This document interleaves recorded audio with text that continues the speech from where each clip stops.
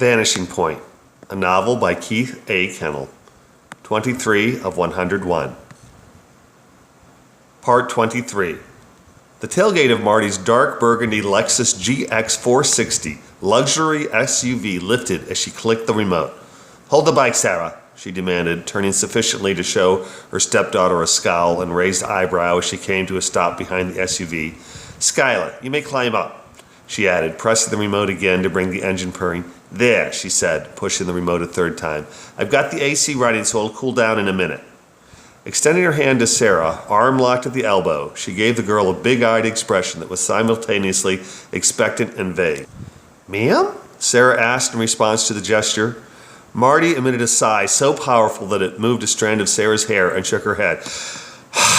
"Your bag? Hand me your backpack," she said, adding flaring nostrils to her head shake of contempt.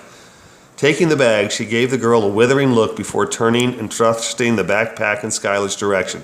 "Hold this," she commanded, not waiting for the girl to respond before dropping the bag. Walking around to the far side of the vehicle, she stowed the mid-compartment's captain chair to create a 3-seat, flat cargo area with ample room to lay the girl's 20-inch electric cruiser. Returning to the back of the GX, she took Sarah's bike by the handlebar. "Get in the back seat so I can hand you this," she told Sarah, rolling her eyes as she waited for the girl to climb into the vehicle and wait, arms outstretched. With Sarah at the ready, Marty flipped the bicycle on its side with the rear wheel facing forward and used a small shelf at the top of her thighs as a resting point that allowed her to muscle the bike into the back of the SUV.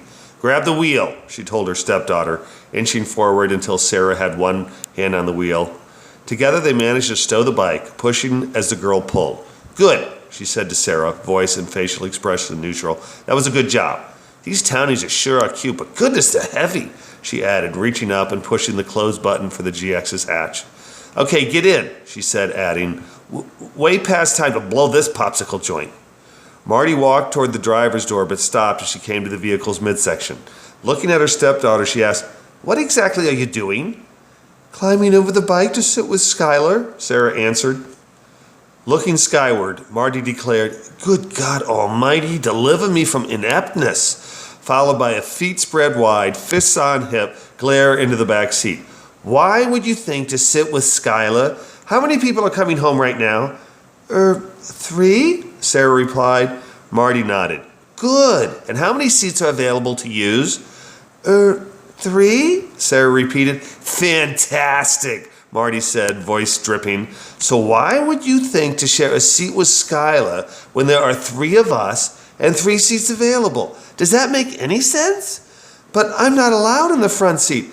"Oh, for God's sake, we're a mile from home. Get in the front seat, put your seatbelt on, and let's go. And stop saying, ugh."